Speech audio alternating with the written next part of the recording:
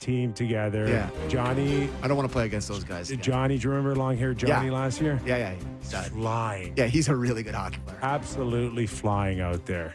I'm just hoping Just our give him first the trophy now. I hope our first game is just a tomato can, so that I can They're feel the literally puck a called little. the Dusters, I think. Yeah. Well, we're excited for it. In the meantime, this is our Leaf Hour edition of our program, and the Leafs are making it a little easier for us. Are they not, with their third consecutive win? You know, they saved all their struggles for the Jays' run behind the curtain, behind the veil. And now that it's been revealed, okay, here are the Leafs, they're winning games. I will say, watching that game, it was the first time this season that going into the third period as it started, I was like, they're going to win this game. Like they just. And it was tied. Yeah, it was tied. Yep. It was 2-2, and I was like, they're Right. the better team. Utah's on back-to-back. They look good. They'll win this game. And I haven't felt that this year yet, so that was cool. Yeah. I think, is it fair to say that you saw the vision last night of what Treliving probably thought this might look like up until this point in terms of all forward lines kind of contributing and a little bit of depth here and there? I don't know. It looked like that's kind of what they pictured. Oh, they had a third line that maybe not on the back end. got points, right? Michelli scores. He gets an assist. I thought Joshua was really good. The one thing that, again, stands out more than anything is, and maybe it's because Craig Berube's system is as simple as it is, or we're making it out to be as a north-south, but like, if you don't work hard at it, you look really bad. I like that assessment. If you're going to play a simple style that's walls, deep, forecheck, and you don't work, it doesn't work. And if you want to play this east or this east-west regroup and the complexities of that sort of style, then there's a chance that you could mess up and you can't really see whether you're working hard or not. But with Berube's, it is. It's that simple for me, and they are working harder for me. Yeah. You know, you might have made a really compelling point here. You know, I remember we had Laviolette on one time, and I asked him, do you bring your system to a team when you become the coach, or do you look at the roster and then build a system? And he was like, oh, you kind of have to tailor it to the team. You may have made a great point here that this system for these players is maybe not congruent, right? Because we don't think of them as the everyday, consistent, bring it, hardworking roster. But hard hats. That's what he's asking of them, is to be the hard hats, consistent guys. And Tavares, Matthews now, Nylander, especially in Willie too. Willie's off to a great start, as we can see, as the points continue to accumulate. And second fastest Leaf in team history to get the 20-point mark. So, following Doug Gilmour in 10 games, he did it in 11. And I think with Willie, especially with Marner gone, I think he understands now that between him and Austin especially, John, maybe Sammy made the point that, when your salary drops from 11 to 4, it alleviates some of the pressure. So he'll trail those guys. But there's a tremendous amount of pressure on Austin and Willie now to carry the freight. And Willie looks to me like he's understanding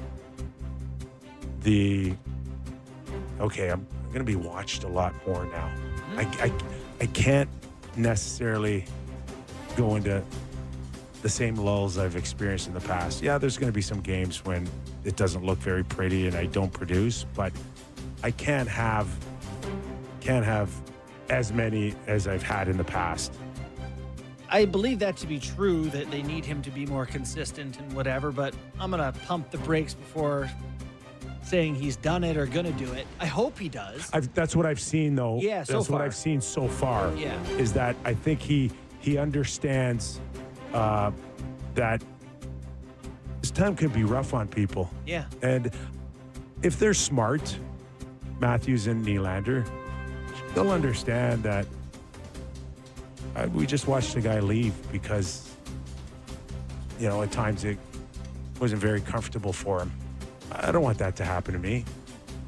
I also think that, unequivocally, we know whose team it is now. And I think for years, didn't it feel like those four guys kind of fought for the mantle? Like, whose team it is, who's the most important, who gets paid the most? It was always Austin's. He was the face. He was the I agree. He was the guy that they they put first and foremost. And But with Willie and Mitch, there were years where it was like, who's the guy? The early stages in particular, where it was like, should this guy get more money or that guy or opportunity or wherever? I think now it's like, okay, it's Austin and Willie. Yeah. It's Austin and Willie. Everyone else, we hope you play well, but it's not like a contentious. It just is what it is.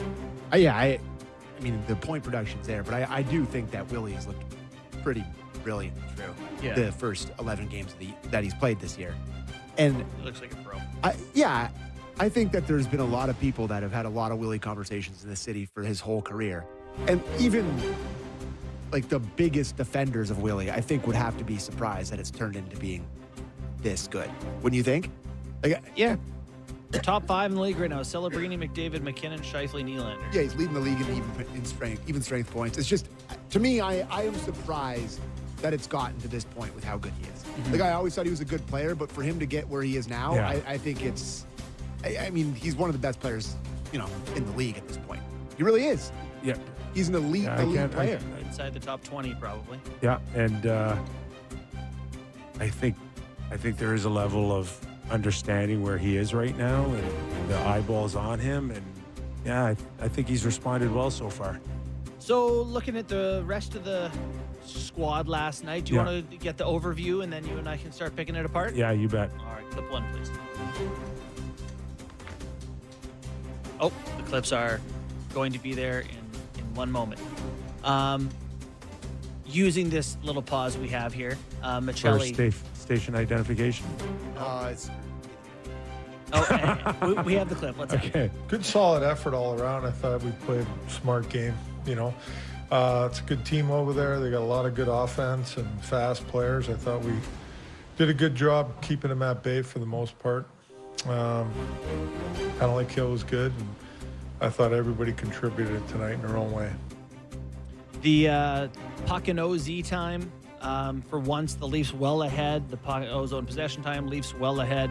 High danger scoring chances at 5-on-5 are 14-6 in the Leafs' favor. Yeah, It's weird that still first period they give up the first goal, and 7 last game. they 7 straight games. and that to me is a little bit of a concern, but more is that they mustered, I think, 3 shots on goal in the first 17 minutes. It's just, it seems strange to me that everything that they've been through already, that and a team's playing the night before, that you can't come out and just fire it up. It is funny, Kip, the shots per game, and this isn't a Leafs thing, the shots per game in the NHL are the lowest since 2003. Like, shots went way up, and now the league average is 28 shots per game. It's not good enough. A couple of years ago, it was 31. No.